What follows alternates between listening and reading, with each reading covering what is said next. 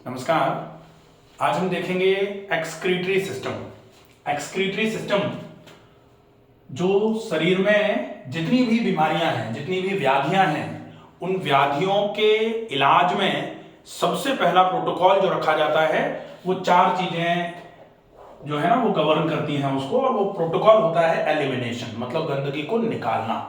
गंदगी को निकालने के लिए सबसे पहले जो काम करती हैं वो है इंटेस्टाइन्स। इंटेस्टाइन में क्या होता है, जो भी खाना हम मुंह से खाते हैं वो आहार नाल से आमाशय में जाता है, आमाशय से पच करके डाइजेस्टिव जूसेस के साथ मिलकर के आंत में जाता है, छोटी आंत से एब्जॉर्ब होती हैं उसके बेसिक न्यूट्रिएंट्स, फिर बड़ी आंत में जाता है, वहां से पानी एब्जॉर्ब हो जाता है। और गंदगी अगर बड़ी आंत से निकलती रहे प्रॉपर तरीके से तो एक मेजर पार्ट जो है वो प्रॉपरली क्लीन रहता है, उससे आपके शरीर में गंदगी नहीं होती है। इसीलिए एक कहावत कही जाती है कि कब्ज ही सब रोगों की जननी है। कब्ज ही सब रोगों की जननी है। अब अगर कब्ज ही सब रोगों की जननी है और कब्ज ही हम करा के बैठ गए, हमारी आंतों से मल ही निकल के बाहर नहीं आ पा रहा है, तो आंतों में अगर मल जमा रहेगा तो वो जमा हुआ मल जो है वहां से खिंच खिंच करके चीजें खून में जाती रहेंगी, तो फिर खून और खराब होता रहेगा, शरीर में टॉक्सिन्स एक्यूमुलेट होते रहेंगे। और आयुर्वेद और नेचुरोपैथी दोनों में ही कहा जाता है, नेचुरोपैथी में कहते हैं सर्वे रोगा मलावसा, और आयुर्वेद में कहते हैं सर्वेसाम रोगाणाम निदानम कुपितः मला। तो एक तो है आंतें, दूसरे नंबर पर जो होता है वो होता है किडनी। किडनी का मतलब होता है, जैसे आंतों को रखा जाता है, इंटेस्टाइन को रखते हैं डाइजेस्टिव सिस्टम में, वैसे ही किडनी जो है वो एक्सक्रीटरी सिस्टम में रखी जाती है। ठीक है। तीसरा जो होता है वो होती है स्किन, जो पसीने के माध्यम से गंदगी को निकालती है। और चौथी जो गंदगी को निकालने की प्रोसेस है वो होता है लंग्स, जो कार्बन डाइऑक्साइड के रूप में गंदगी को शरीर से बाहर करते हैं। अगर ये चार चीजें हमारी प्रॉपर तरीके से काम करती रहें तो सामान्य तौर पर ऐसा माना जाता है कि कोई भी अगर एक्सीडेंटल कोई इंजरी हो गई तो हो गई, लेकिन कोई ऐसी पैथोलॉजी शरीर में नहीं पैदा हो पाएगी जो लाइफस्टाइल इंड्यूस्ड हो। लाइफस्टाइल की इंडक्शन की वजह से जो बीमारियां आती हैं, तो लाइफस्टाइल की जब भी खराबी आएगी सबसे पहले वो इन्हीं किन्हीं चीजों पर नुकसान करना चालू करेगी। आपको सांस भरने छोड़ने में दिक्कत आ रही है, आपके स्किन पर एलर्जी हो रही है, पसीना नहीं आ पा रहा है, या फिर आपको यूरिन प्रॉपर नहीं आ रहा है, यूरिन में बदबू आ रही है, या फिर यूरिन की क्वांटिटी कम हो गई है, या फिर आपको कब्ज है, गैस है, पेट साफ नहीं हो रहा है, इनमें से पहले कोई गड़बड़ी आएगी और इन गड़बड़ियों के बाद फिर छोटी छोटी गड़बड़ियां जो है ना बड़ा बड़ा रूप लेती चली जाएंगी। तो ये एक्सक्रीशन में हमने जो भी हमने अभी तक देखा, इंटेस्टाइन शायद हम देख चुके हैं, बाकी की चीजें बाद में देख लेंगे। आज बारी है किडनी, कि किडनी किस तरीके से एक्सक्रीशन में हेल्प करती है। तो हमारे शरीर में कितनी किडनी होती हैं? दो, एक राइट साइड में और एक लेफ्ट साइड में। राइट लंबर और लेफ्ट लंबर रीजन में ये सिचुएटेड रहती हैं। ठीक है। अब हम देख रहे हैं कि किडनी किस तरीके से होती है। किडनी है ऐसे, देखो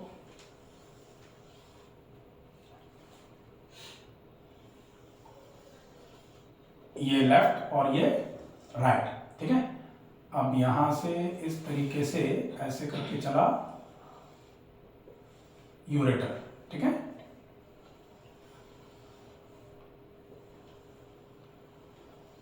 इस तरीके से यूरेटर चला और यहां पर जो यूरेटर है वो कुछ इस तरीके से ब्लैडर में एंटर हुआ, यूरिनरी ब्लैडर में, और यूरिनरी ब्लैडर से ये आया यूरेथ्रा। ठीक है।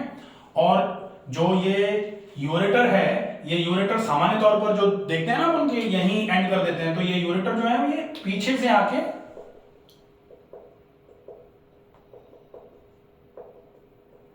इस तरीके से, ये जैसे ये हो गया यूरिनरी ब्लैडर ऐसे, और यूरेटर ऐसे आ रहे हैं दोनों, और वो पीछे से आके ऐसे करके इसमें इंसर्ट होते हैं। ठीक है। तो ये हो गया, ये दोनों यहां ओपन हुए आके, और ये बेस ऑफ यूरिनरी ब्लैडर पे ही ऑलमोस्ट एंटर करते हैं, बेस ऑफ यूरिनरी ब्लैडर पे। ठीक है। और यहां होता है इस तरीके से मेल के केस में प्रोस्टेट, ठीक है।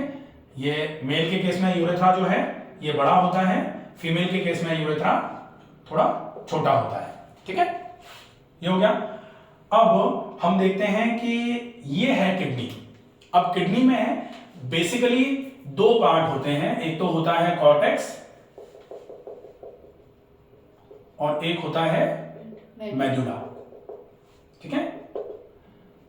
तो कॉर्टेक्स होता है, ये आउटर वाला पार्ट जो है ये वाला पार्ट है, ये कॉर्टेक्स है, जिसको किडनी को हम लैटिन में बोलते हैं रीनल, तो इसको बोला जाएगा रीनल कॉर्टेक्स, और ये होगा रीनल मेडुला। ये वाला पार्ट जो है ये होगा रीनल मेडुला, ठीक है। अब हम इस किडनी को यहां से काट करके इसको बड़ा करेंगे। अब ये किडनी कैसे काटी गई है, ये किडनी है, इस किडनी को हमने ऊपर से ऐसे करके काटा, ऐसे करके काट करके और फिर ये सामने देखिए। अब हम देखो इस किडनी को बड़ा करते हैं, किडनी को बड़ा करेंगे तो किडनी ऐसे बनेगी,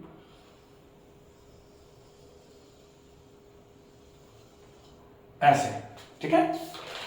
अब ये किडनी बनी, यहां से ये आया,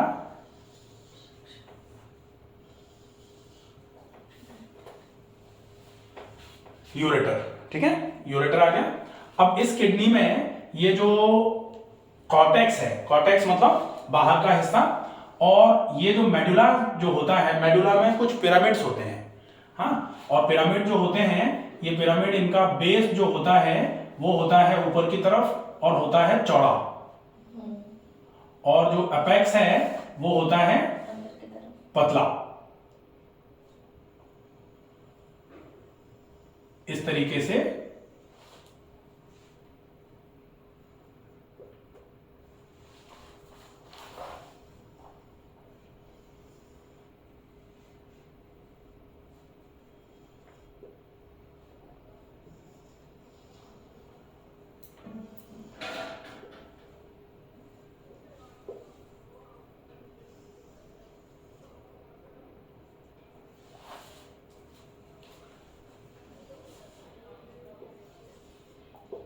इस तरीके से, हाँ,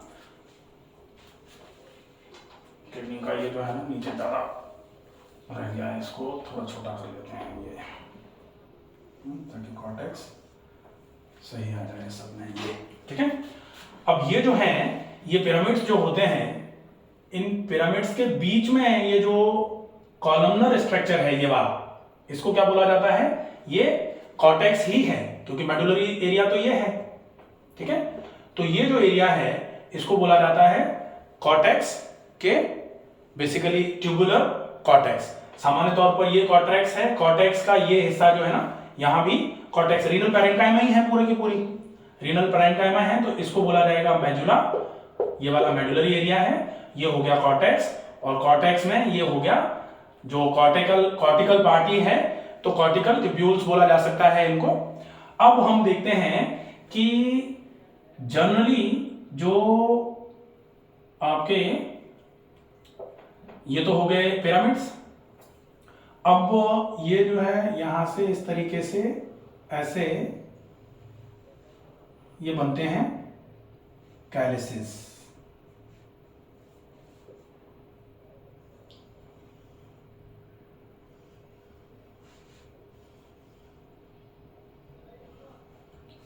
ये ठीक है।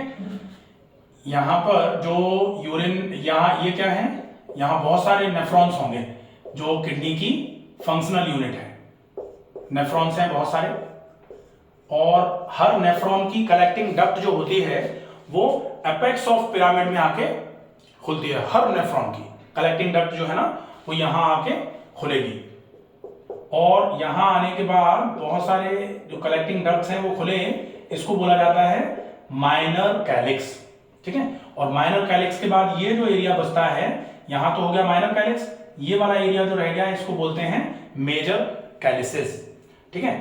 अब ये जो मेजर कैलिसेस का मतलब, कैलिक्स का मतलब तो हो गया सिंगल, कैलिसेस का मतलब हो जाएगा ये, जैसे कभी जब हम देखते हैं सोनोग्राफी में लिखा रहता है कि जो रीनल स्टोन है वो कहां है, माइनर कैलिक्स पर फंसा हुआ है या फिर मेजर कैलिक्स पर फंसा हुआ है या रीनल पेल्विस पर आया हुआ है। तो रीनल पेल्विस क्या है, ये पूरा एरिया, ये वाला, ये पूरा का पूरा एरिया जो है ये रीनल पेल्विस हो जाएगा। और यहां से ये जो है ये यूरेटर आ रहा है, यहां से यूरिन जो है ना वो पहले माइनर कैलिस में है, फिर मेजर कैलिस से होते हुए सारे के सारे जो डक्ट से यूरिन इस तरीके से निकल के, ये वाला जो हिस्सा है यहां से यूरिन निकल के यहां कलेक्ट होगी और यहां के बाद फिर ऐसे यूरिन निकल करके यूरेटर से होते हुए कहां जाएगी, यूरिनरी ब्लैडर में जमा होगी। ऐसे करके यहां स्फिंक्टर लगा हुआ है, यूरिनरी ब्लैडर में इस तरीके से जमा हुई और यूरिनरी ब्लैडर में जैसे ही यूरिनरी ब्लैडर फुल होगा तो फिर सेंसेशन जाएगा यूरिनेशन का।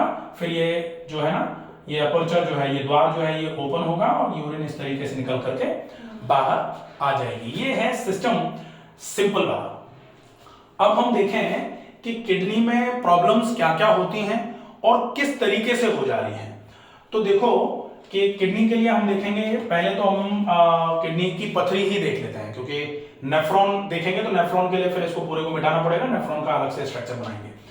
तो किडनी की पथरी, अब किडनी की पथरी होने का रीजन क्या होता है, किडनी में हमने क्या, यहां से क्या हो रहा है, यह है रीनल आर्टरी, यहां से क्या आ रहा है, एब्डोमिनल एओर्टा आ रहा है इस तरीके से, और यहां से ऐसे करके यहां चली गई रीनल आर्टरी। ठीक है, रीनल आर्टरी गई और रीनल आर्टरी जाने के बाद यहां से निकल के आई, तो किस फॉर्म में निकल के आएगी, रीनल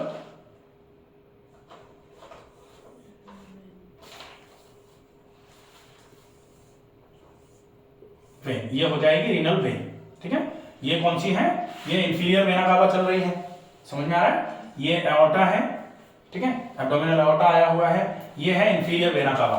तो रीनल आर्टरी जो है वो ब्रांच किसकी है, एब्डोमिनल एओर्टा की, और यहां से रीनल वेन जो है वो कहां जा रही है, इंफीरियर वेना कावा, नीचे से ऊपर की तरफ ले जा रही है, तो इंफीरियर वेना कावा में। अब यहां से जो ब्लड हमारा फिल्टर्ड ब्लड जो था, ऑक्सीजनेटेड ब्लड, वो गया, ऑक्सीजनेटेड था। ठीक है, क्योंकि ये रीनल एओर्टा से ब्लड आ रहा है, तो रीनल एओर्टा से आ रहा है तो ऑक्सीजन देगा, किडनी को ऑक्सीजन देगा। लेकिन रीनल एओर्टा से आ रहा है, फिल्ट्रेशन भी करेगा, क्योंकि किडनी का काम क्या है, फिल्ट्रेशन, ब्लड में जो भी बेकार की चीजें हैं उनको निकाल दे किडनी और अच्छी चीजों को रख ले किडनी, ये जो काम है। अब मान लो फिल्ट्रेशन में कुछ ऐसी चीजें आई कि किडनी ने उनको निकालने की कोशिश तो करी, लेकिन हमारी कुछ गलती की वजह से वो गंदगियां जो थी वो कंसंट्रेट होकर के रीनल कैलिक्स पर ही ऑक्सैलिक एसिड का एक क्रिस्टल आके ऐसे जमा हो गया, माइनर कैलिक्स पर आके जमा हुआ। तो अब यहां से यूरिन जो है ना वो निकल करके मेजर कैलिक्स पे ही नहीं जा पा रहा, मेजर कैलिक्स पे जाता तब फिर निकल के रीनल कैलिक्स पे आता। तो माइनर कैलिक्स पे अगर जमा हुआ है तो माइनर कैलिक्स पर अगर ये पथरी पड़ गई है, क्यों पड़ी, क्योंकि कंसंट्रेशन ऑफ टॉक्सिन हुआ। कंसंट्रेशन ऑफ टॉक्सिन कब होगा, जब हम टॉक्सिन को प्रॉपर तरीके से पानी से डाइल्यूट नहीं करेंगे। अगर पानी से डाइल्यूट कर देते तो कंसंट्रेशन नहीं होता, तो ओरल हाइड्रेशन जिनका कम होता है, रीनल स्टोन की बनने की टेंडेंसी उनकी सबसे ज्यादा होती है। जो लोग खाने पीने में बहुत सारा उल्टा सीधा खाते हैं, उसकी वजह से पानी शरीर के ही उन गड़बड़ियों को सही करने में लगा रहता है, उनको रीनल स्टोन की टेंडेंसी सबसे ज्यादा होती है। जिन लोगों की लाइफस्टाइल बहुत लेथार्जिक होती है, ऐसे लोगों को रीनल स्टोन बनने की टेंडेंसी सबसे ज्यादा होती है। अब रीनल स्टोन अगर यहां बना हुआ है तो फिर क्या होगा कि इसी वाले मेडुला में प्रॉब्लम, इसी वाले पिरामिड में प्रॉब्लम आएगी। ये धीरे धीरे करके फैलना फूलना चालू हो जाएगा, जिसको हम देखते हैं ना कभी कि माइनर कैलिक्स में प्रॉब्लम थी, माइनर कैलिक्स में आके जो पथरी थी वो फंस गई थी, इसकी वजह से हाइड्रोनेफ्रोसिस हुई। माइनर में फंसी थी तो हाइड्रोनेफ्रोसिस कहां होगी, एक छोटे लेवल पर होगी।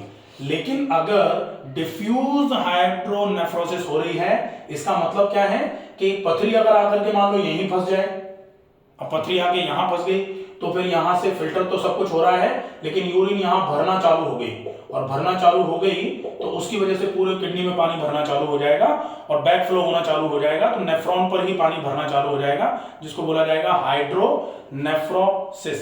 हाइड्रो मतलब पानी, नेफ्रॉन पर ओसिस आना, पानी के भरने की वजह से नेफ्रॉन का फूल जाना, तो ये हाइड्रोनेफ्रोसिस होगी due to presence of renal stone at the base of ureter और at the base of major calyx. Major calyx पर अगर पथरी आ जाएगी तो भी वो एक बड़े हिस्से को वो हाइड्रोनेफ्रोसिस पर ले जा सकती है। माइनर कैलिक्स पर अगर पथरी है तो वो ज्यादा बड़े हिस्से को खराब नहीं कर पाएगी, लेकिन अगर पथरी यहां बनने की टेंडेंसी हुई है तो पथरी यहां भी बन जाएगी, यहां भी बन जाएगी। मल्टीपल स्टोन जो हम देखते हैं ना, दुनिया भर के स्टोन बन सकते हैं, और अगर वो स्टोन कहीं फंस गए, 3-4 स्टोन हैं और 3-4 जगह पे जाके फंसे हैं, तो फिर किडनी को खराब करना चालू करते हैं। तो सीकेडी के लिए एक कॉज ये भी होता है, अगर क्रॉनिक किडनी डिसीज हो रही है तो multiple stones in the kidney ये जो है ये सीकेडी कराने के लिए रेस्पॉन्सिबल हो सकते हैं। ठीक है, अब हम ये देखेंगे कि हमें ट्रीटमेंट कैसे करना है। ट्रीटमेंट के लिए बेसिक फॉलोअप जो होता है वो होता है कैसे भी करके ज्यादा से ज्यादा पानी पीजिए, कुछ ऐसा लीजिए जो किडनी पर ब्लड सप्लाई बढ़ाए और किडनी की फिल्ट्रेशन की रेट बढ़ा दे। डायूरेटिक ज्यादा लीजिए, जो ज्यादा से ज्यादा मूत्रल जिसको बोला जाता है, जो ज्यादा से ज्यादा यूरिन का फॉर्मेशन करवाने वाले। अब ज्यादा से ज्यादा यूरिन का फॉर्मेशन कराने वाली चीजें कौन सी होती हैं? बिल्कुल कम मिर्च मसाले का खाना। अगर हम नमक ज्यादा खाएंगे, हम ज्यादा मात्रा में मिर्च मसाले खाएंगे, फिर खूब पानी पीते रहो, पानी रिटेन हो जाएगा, पैरों में सूजन आ जाएगी, पानी निकलेगा नहीं। तो हमें नमक, मसाले, चिकनाई कम कर देनी है। ज्यादा मात्रा में हमें उबली हुए खाने पर जोर देना है। कोशिश करें गेहूं की जगह अगर जौ की रोटी खाते हैं तो जौ डायूरेटिक माना जाता है, बहुत इफेक्टिव रहेगा। आप साबूदाने का पानी ले सकते हैं। कोई भी कार्बोनेटिव चीजें जो हैं, गोखरू बहुत अच्छा माना जाता है, गोखरू का पाउडर पानी में उबाल करके ले सकते हैं। गोक्षुरादि क्वाथ आता है, गोक्षुरादि काढ़ा आता है, आप जैसे भी जिस भी फॉर्म में चाहें गोखरू का उपयोग कर सकते हैं।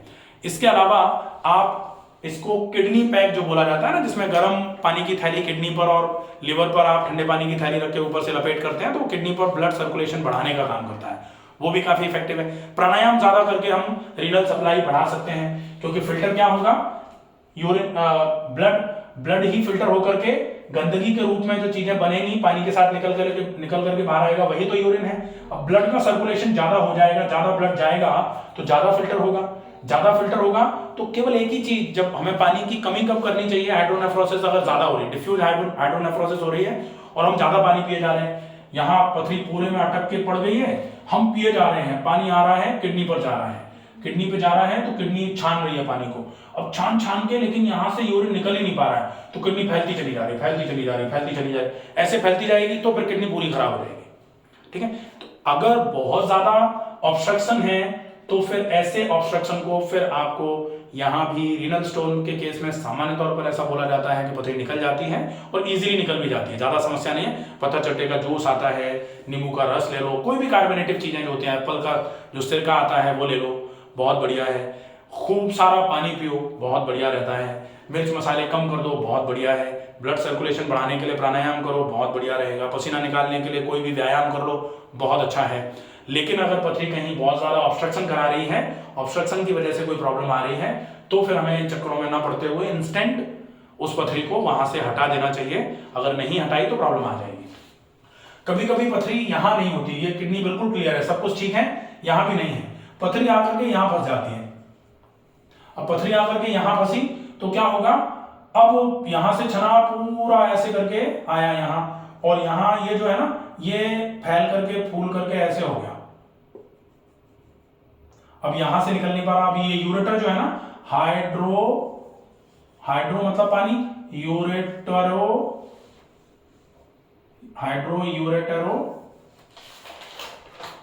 नेफ्रोसिस, मतलब यूरेटर भी फूला, नेफ्रॉन भी फूला। और क्यों फूला? क्योंकि पानी जमा हो गया, यूरेटर में भी जमा हुआ, यहां पूरी किडनी भी फैल गई, यूरेटर भी फैल गया। अगर ये समय से नहीं निकाली गई तो यूरेटर जो है ना बस्ट हो सकता है। इसलिए अगर कोई ऐसी कंडीशन आपको देखने में आ रही है तो आप फिर नेचुरोपैथी में सामान्य तौर पर रिस्क पेशेंट के लिए अगर हो जाए तो ऐसे पेशेंट को सलाह देनी चाहिए। हमें पेशेंट को बचाना है, हमें पेशेंट की बीमारी को ठीक करना है। कैसे ठीक करना है? अगर कोई इमरजेंसी है तो अगर कोई, जैसे हमारे पास नेचुरोपैथी का हॉस्पिटल है, कोई रोड एक्सीडेंट का केस था, उसका सिर फट गया था, ब्लीडिंग हो गई थी, वो अगर बेहोश हो गया है तो हम उसको नेचुरोपैथी में भर्ती ना करते हुए क्या करते हैं, शिफ्ट करते हैं कि भैया आप पहले इमरजेंसी प्रोटोकॉल फॉलो करके आ जाओ।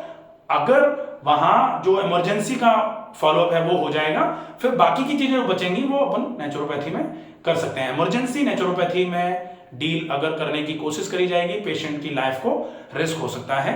इसलिए अगर कोई ऐसी कंडीशन आपके सामने आती है तो फिर ऐसे कंडीशन में आपको थोड़ा समझ बूझ करके ही डिसीजन लेना चाहिए। ठीक है, तो ये होता है हमारा पूरा एक्सक्रीटरी सिस्टम। एक्सक्रीटरी सिस्टम में हमने जो नेफ्रॉन देखना था उसमें ये एओर्टा आया, एओर्टा में एओर्टा से ये जो रीनल आर्टरी बनी, रीनल आर्टरी जो है वो बहुत सारे ब्रांचेज में डिवाइड होते होते होते होते एक बनाती है एफरेंट आर्टीरियोल।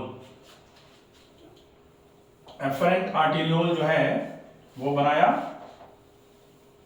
और एफरेंट आर्टीरियोल जो है वो जाकर के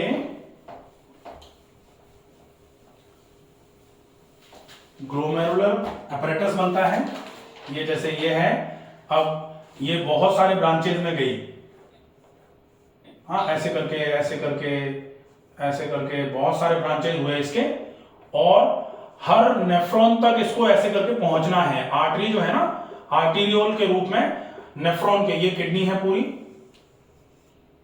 हाँ ऐसे, अब ये पूरे में जाएगी, ऐसे पूरे में पहुंची, और एक जो आर्टरी जो है वो एफरेंट आर्टीरियोल में कन्वर्ट होगी।